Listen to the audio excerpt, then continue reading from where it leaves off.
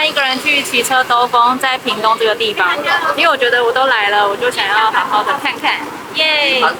这里是租车150，然后每增加1个小时50块。我借了4个小时，所以是300。那如果像博彦他们租24小时的话，500块。而且刚刚老板娘还偷偷算了450给他们，因为他们有拿学生证出来，超可爱的。耶！那我们就出发啦！一个人旅行的第1站，林边火车站，很可爱耶。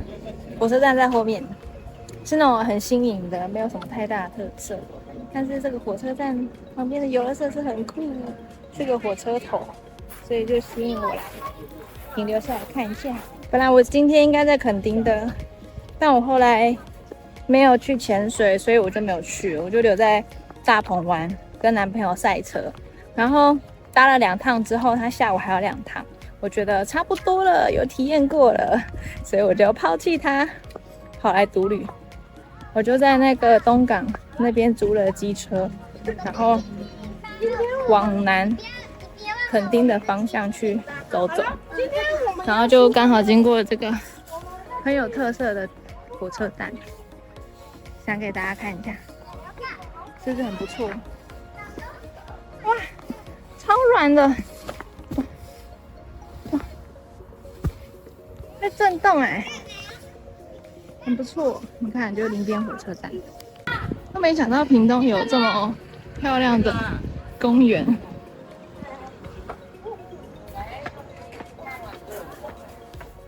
很可爱耶，而且看起来很新，都还这么干净。哇，小朋友的天堂。爬出来之后可以从这里出来。哇，很恐怖哎，这个悬空的。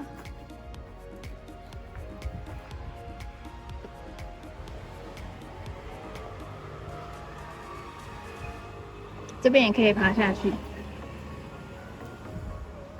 小时候都没有这种东西。滑喽，出发！哎，很快哎！哦，那个速度超快的，所以我决定再滑一次。Follow me。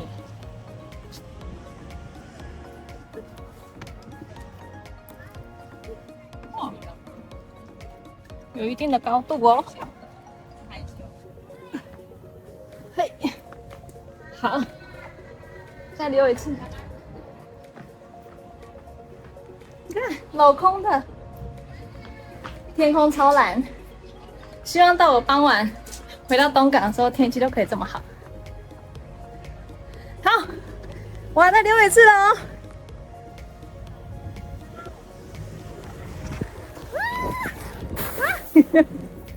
冲出，直接冲出来，太滑稽了。好，我要前往下一站。第2个景点，福记古厝。最喜欢老房子了 ，Oh my god！ 现在好安静哦。这里是办公室哎，2个很大的木桶。哇，来看一下它的由来。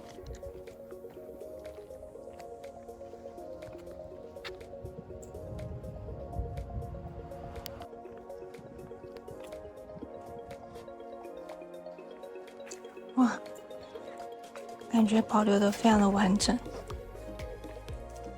还有人住吗？其实我也不知道，应该没有吧。可是也没有人在这里维护的感觉。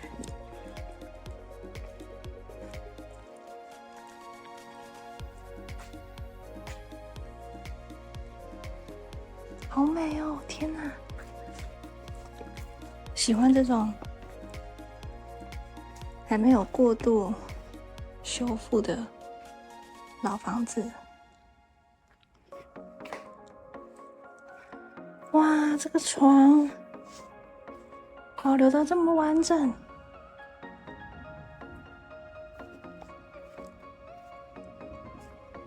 哇，这真的都是古迹啊，感觉会被摆在咖啡厅里。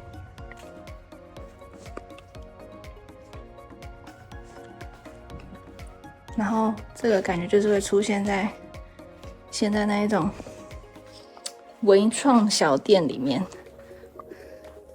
这个啊，这个窗花还保留这么美，而且这个花色是我第一次看到，就是很有点欧式，但是又带有中式的风格，好美哦，非常的漂亮。感觉是我在整理，因为它有用铁架支撑这个天花板，不然可能时间久了会坏掉。太漂亮了！来，我们来走里面。感觉是以前他们家的挂在墙壁上的一些奖状，现在都收下来了。88水灾有冲击过这边，水能载舟亦能覆舟，大自然的反扑，100年历史也挡不住。刚刚那里有说他们是正七开门，就是有1、2、3、4、5、6、7，在正门的这一排有7扇门。这是它的迷你缩图。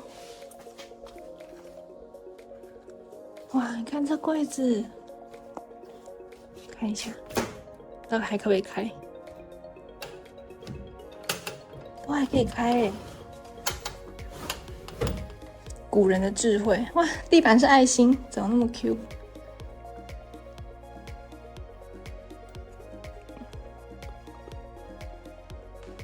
都还有祖先在这吗？我也不知道。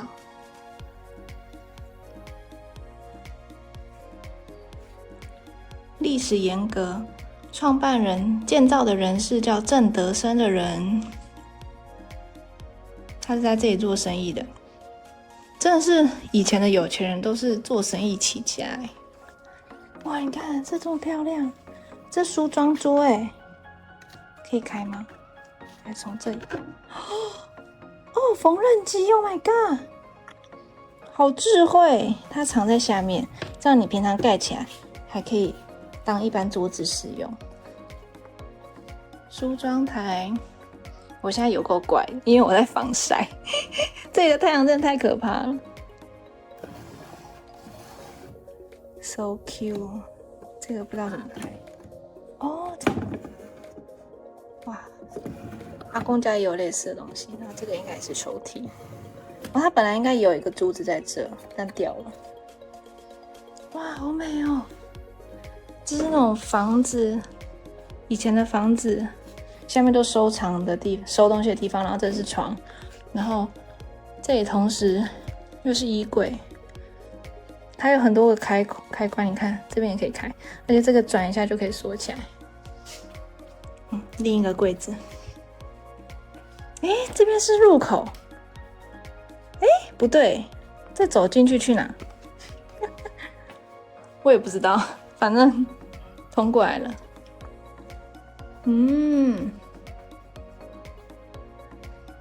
看来这里平常有在做一些旧物重生的风雨教室，拿来变成一种交易空间。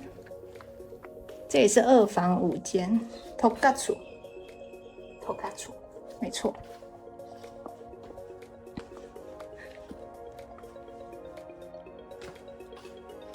书香窗，这叫书香窗，像一个摊开的书卷，希望祖孙争气并出人头地，有足报平安的意思。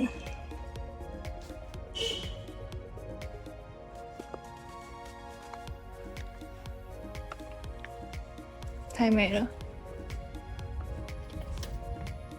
后面是通到人家的民宿，好神奇哦！这里有个介绍，模型的屋塔，看一下它的外观，屋檐都还很完整，你看那个瓦都还很漂亮，好美！我逛完一圈了，要离开了。这里感觉正面就是有修复过了，但里面真的是很原汁原味。然后更有趣的事情是，我刚刚听到一个阿嬷很亲切的声音说：“阿辉啊，阿辉啊，你要气龟不？然后我的呢？”真的就是经过家门口就可以跟邻居打招呼的感觉。大家都住1楼，很方便，出入也很方便，交朋友也很方便，邻居联系很方便，送水果也很方便。好啦，我要走了。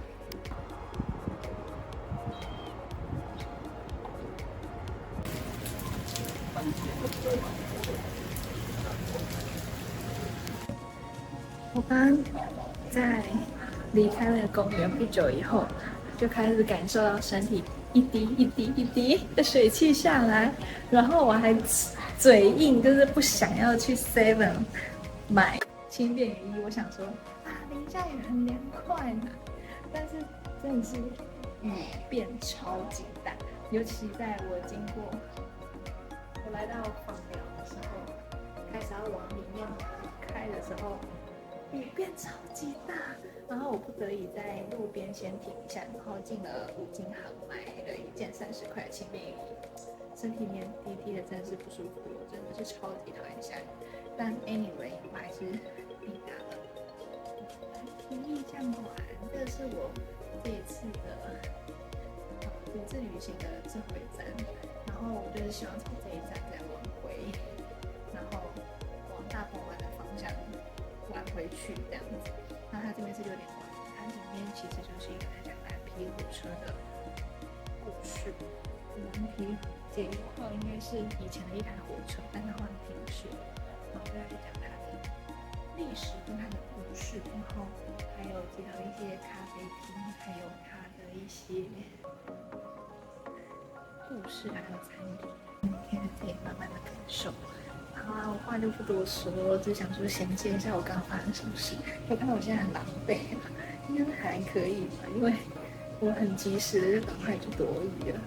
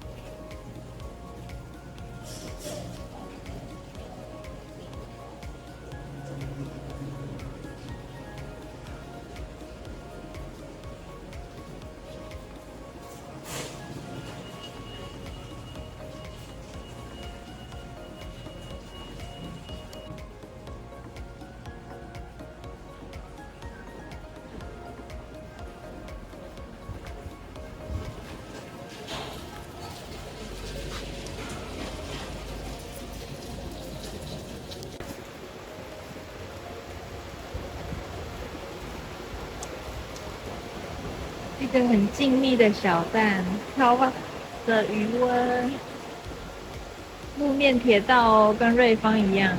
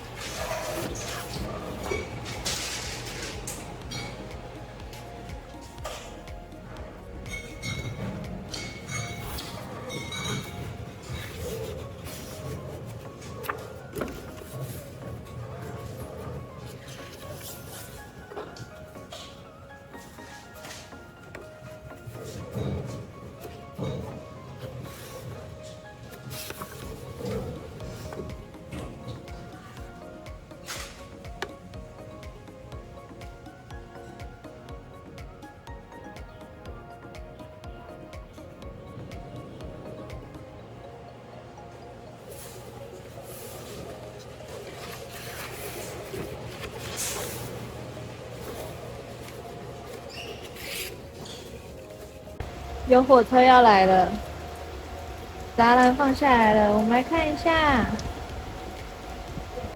我现在就跟鬼一样，后面在下雨，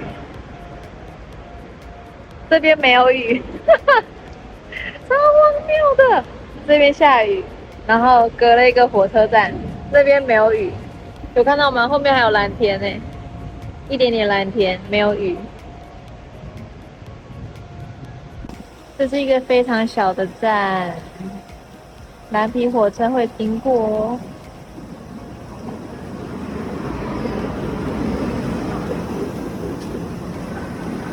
哇，它要停靠哎，这一站它有停哎，区间快车居然有停这一站。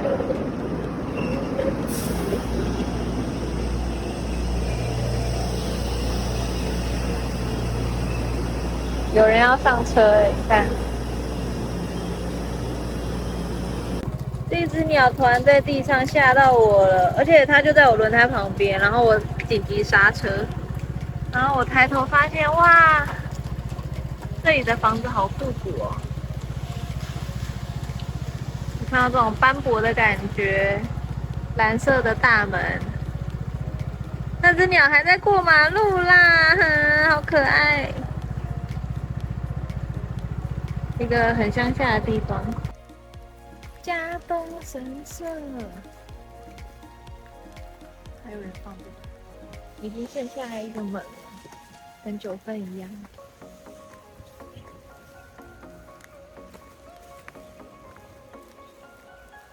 我是遗址了，已经没有东西了。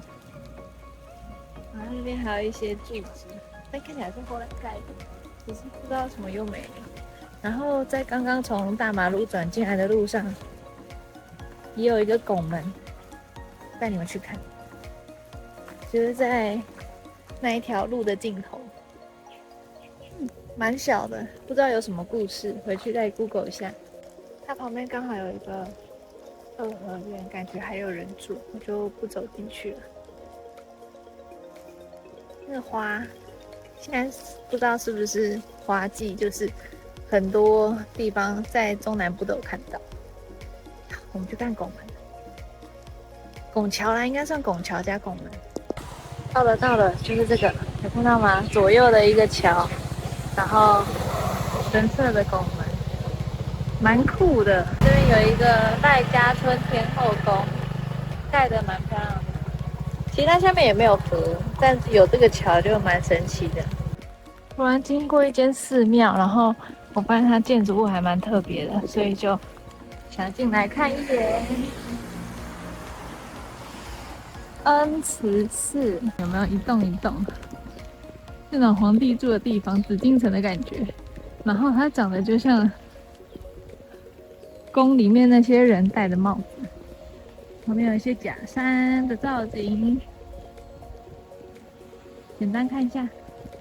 如果我一个人的话，我不会去拜拜啊，也不会走进佛寺等等。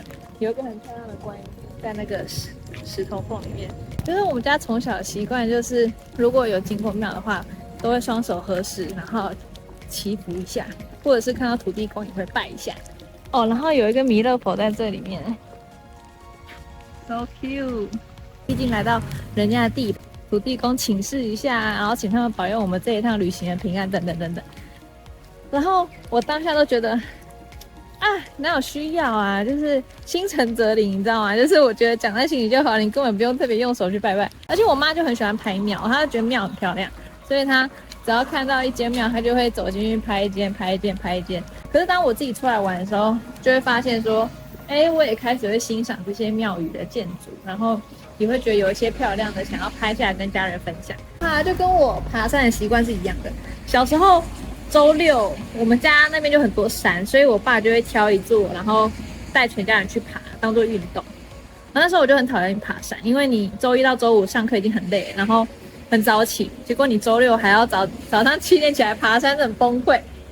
所以我小时候就很讨厌爬山，然后很讨厌拍照，因为我爸超爱拍照，我们家一直拍照，所以就耽误人家旅行团，然后后来都不听导览，就是一直拍。可是我后来长大之后，没想到自己还学了艺术大学，然后学了摄影，然后很喜欢拍照，就像现在还会这样拍影片一样，很夸张哎！就是我爸的兴趣会变成我的兴趣，然后大学开始我也会去爬百岳，以前小时候就是爬小山，然后带爸妈爬小山，跟爸妈爬什么皇帝殿那些郊山。但后来大学开始去爬百岳，就跟着别人去爬，然后就开始爬到现在。反而是我爸妈现在爬山爬的比较少，因为他们没办法爬百岳，他们就是爬一些郊山，那我就会跟他们去爬郊山。对啊，就是爸妈的兴趣变你的兴趣而且潜移默化，你以为你不喜欢，但其实你喜欢，很有趣。突然想到跟分享一下，那一户还有人住也很漂亮哇，里面有2、3台车。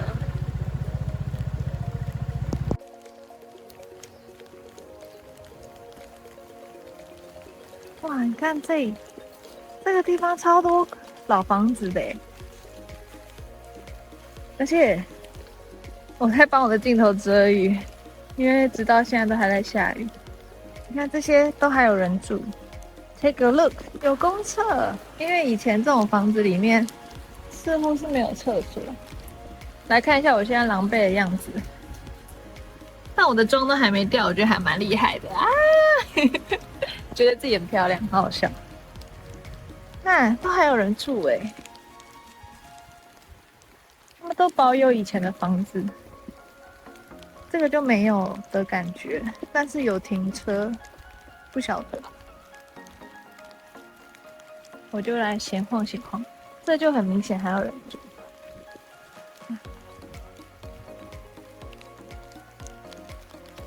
河西、河东，以前都用这个来称呼，就是西厢房或者是东厢房。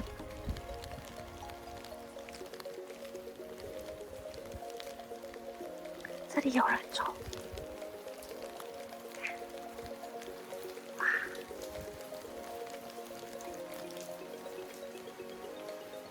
哇！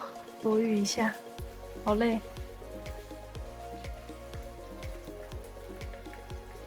这就没有人了，但是好漂亮哦！理学地，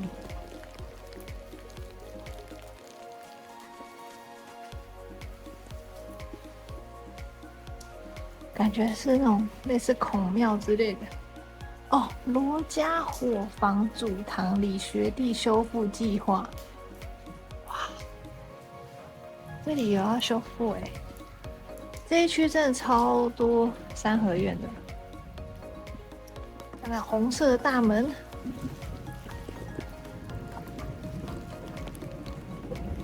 我刚刚就走在这一条小径上，我觉得非常的漂亮，而且能想象如果到时候荷花开，哇，这个角度一定超级美。但它现在是没有花，哇，这个地点我觉得可以记录下来。这一间也很漂亮，不知道是家还是什么，万事有光，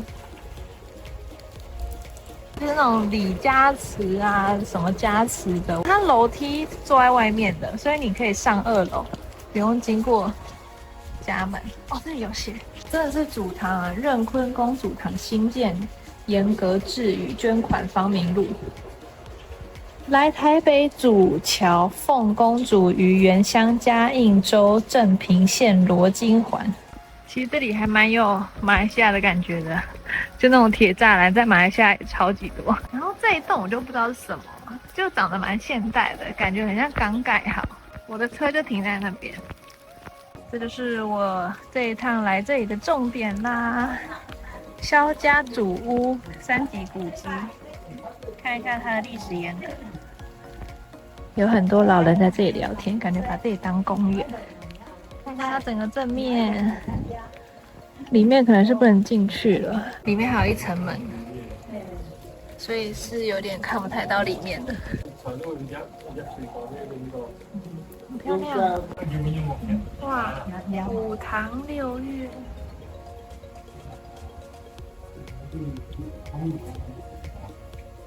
下次来。哦，这里是他们菜市场。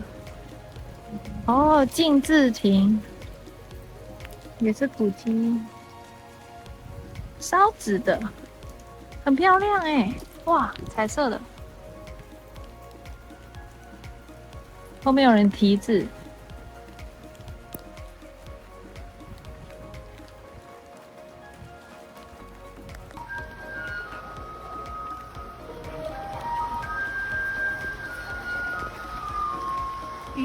在鱼儿水中游，哇，很漂亮。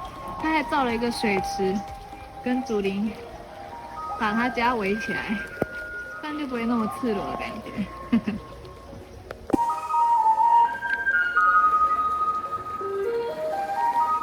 好美哦！天哪，这个小镇太漂亮了吧！张家商楼，哇，都关了。他们都讲客语耶，刚刚听那些老人都讲客语。以前是杂货店，后来花740万改建。超级多。这条路都还有保有这些古迹，好不容易，太感人了。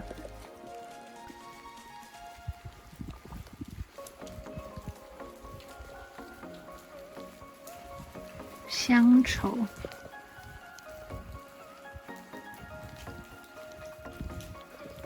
哇，这一间屋子好特别，他把自己家弄得好漂亮，上面感觉有一个天外奇迹的地方。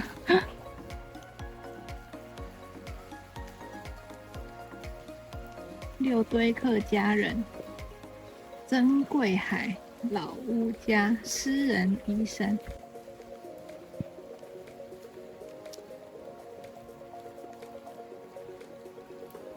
清河塔，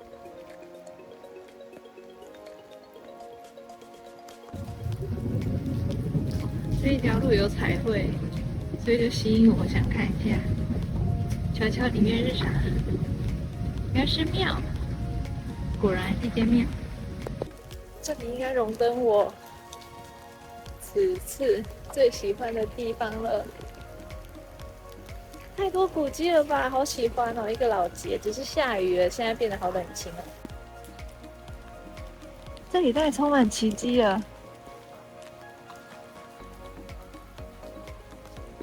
好喜欢哦！天啊，这一户也太美了。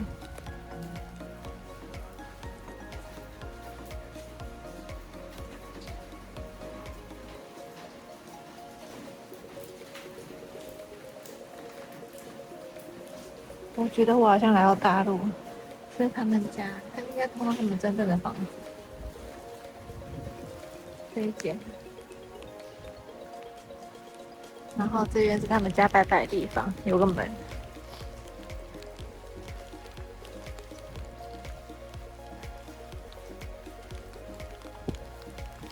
这一户也是很深，然后他把大门坐在外面。哦。这一户真的很酷，屋顶是植物做的，然后种满了漂亮的花，看这边是黄色的花，然后这边是这个，然后上面是这个，有个毛茸茸的可爱东西。刚刚这一间也很神奇。它叫做炉地，然后好像是有2户人家连在一起，然后他们种了很多植物，上面感觉很多的鸟，这样一整片已经变屋顶了。然后我在那边有看到解说，有说他们家这样是如何形成的，双姓3五堂。他说有2姐妹感情非常好，想要住在一起，但都出嫁了，所以后来就把她们连在一起住，很酷哎。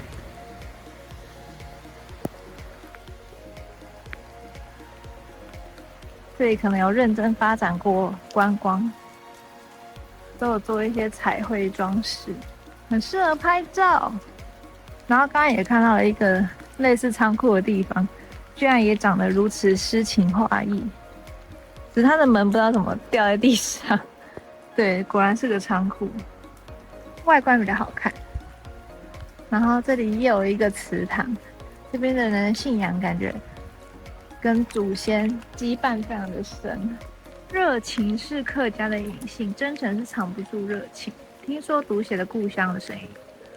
社区带路，这一间叫做赖屋积善堂。哇，哇，文学秘书是现在的图书馆馆长，书香世家。日落了，我的车。雨中漫步，这也是一个景点哦。就是这一个门，你以为有火车会经过这吗 ？No， 它就是一个门。步行4分钟洗衣厂，张家商楼，杨宗祠。哦，有门在这，漂亮。杨宗祠抵达，哇塞，好漂亮哦！那客家人的风水一般来讲的话，都是习惯就是承袭了所谓的杨云松杨大师的一个风水格局，它是前有水后有靠，所以它前面一定是一个水池。你看在客家人的那个房子的格局的话，它前面会有个半月池，在风水学来讲代表财嘛，那你前面水经过，它代表有流水，就代表有钱财经过。那你后面如果有靠的话，就是我有靠山嘛。所以它前有水后有靠，是用这种建筑格局来定它一个风水的一个做一个风格的布局。杨氏宗祠它其实在民国80年的时候，本来是这个池子会不见的。为什么？因为道路都市计划，你看到这个边两跟边讲的，它路应该是直的嘛，它驶过去，对不对？对。在那个时候，我们这边原本是要把它开一条大的马路，直接直通到沿海公路。但是后来因为杨家的子弟们，他们觉得这个应该是他们要保留的风水宝地，所以去跟乡公所抗议。那当时我也想全部推掉。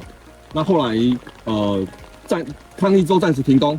那他们在最短的时间之内把这边跟宗主开完会议之后，把这边转为现在所谓当时是3级古迹，现在换人家。所以就说什么这边里面祭祀的人一定是当官的。所以一般的家庭里面，如果你去看了我们的火房，刚从我们老看从老街边过来嘛，一般的火房它是没有这种燕尾翘起，只有当官房才有这种燕尾翘起。然后这个比较特别一点是，这种建筑风格在哪边很多？你去到鹿港，去到台南，对，就会有很多这种建筑风格的建筑，这种叫做拱欢梗处港。早期台湾人看到也是解读是认为说，因为西洋人他们的体格比较壮，那台湾的房子最怕什么？最怕地震，最怕地震。它的那个身长体壮，就把这个房子扛住，它可以扛震。就是比喻说，我这个可以让它不要在地震的时候可以防震的意思。镇住那个地震的意思。大象杨家人希望他们的子孙们可以出将入相，用相这个意义。那另外什么那一只是什么？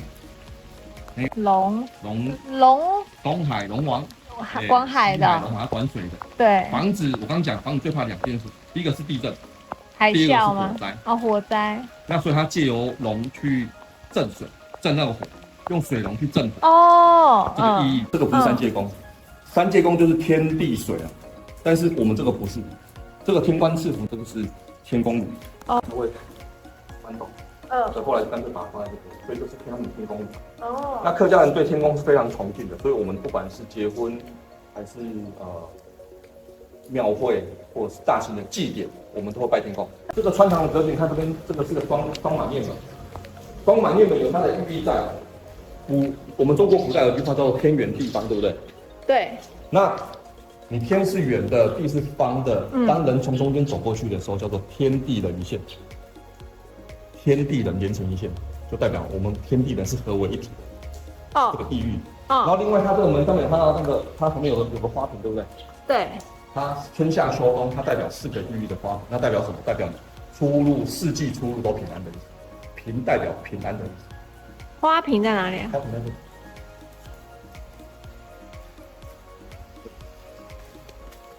好漂亮哦。对，就交子桃，这是花瓶。交子桃。陈慧峰老师他过世之后，在屏东这边留下了非常多他年轻时候的画作，告诉你说祖先从哪边来，他当初来到这里之后，他们有多辛苦。另外一个什么？另外一个叫登对，在这个登录之上，登对就是祖先对于他们的子孙们的一个期望。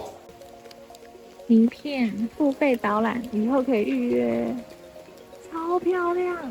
其实他跟我说了非常多的故事。他是张家人，但他现在在为张家祠做导览，因为他们张家自己没有祠。然后他跟我分享说，这个半月池啊，只要是客家人的闽南式建筑，因为客家人是并没有自己风格的建筑，因为客家人在大陆就是那种土楼嘛，但在台湾就是闽南式建筑。他们为了他们会有一些寓意，比如说前面有个半月池，就是希望可以有水流过，然后聚财。所以前面就有聚财，然后后面就有土堆，就代表我有靠山。他跟我讲了一些客家人的故事，就是他们其实客家人是很团结的，以整个家族为傲。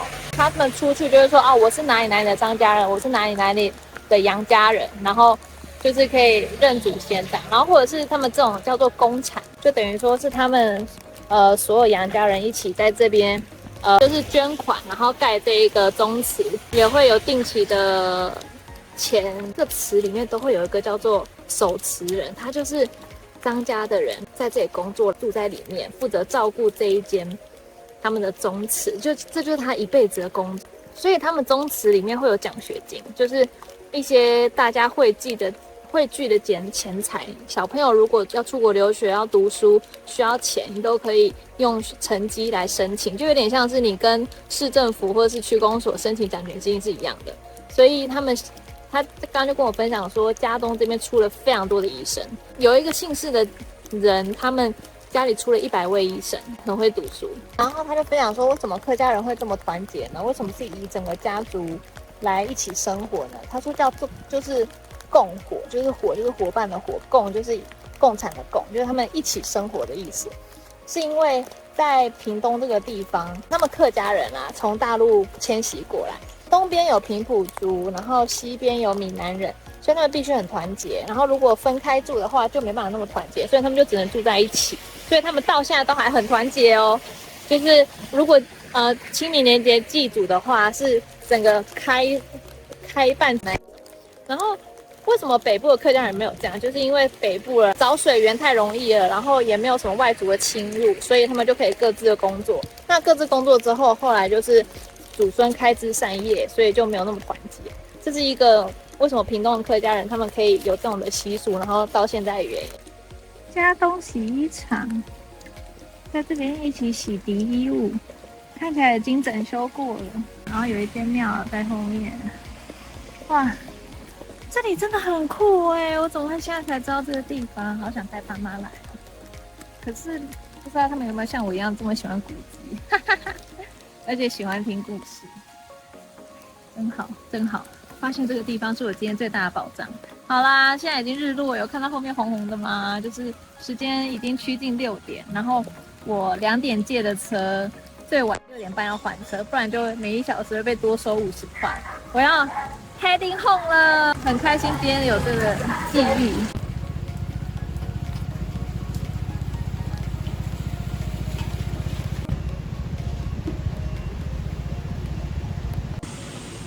晚餐又来吃这家的。以方特到1名大众车手，还会现累积20万元。老板，我们昨天就是吃这一家的炸物，非常的好吃。这是它的菜单，然后我刚刚点锅烧意面要泰维。它本来会有一些塑料，然后我跟他说我要换成豆皮跟花椰菜，超赞的，果然是素食店。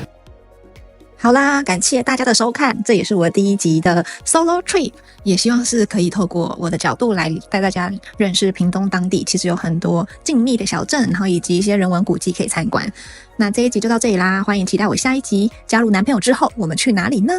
如果你喜欢我的影片，欢迎订阅，开启下面的小铃铛，那我们就下一集见咯，拜拜。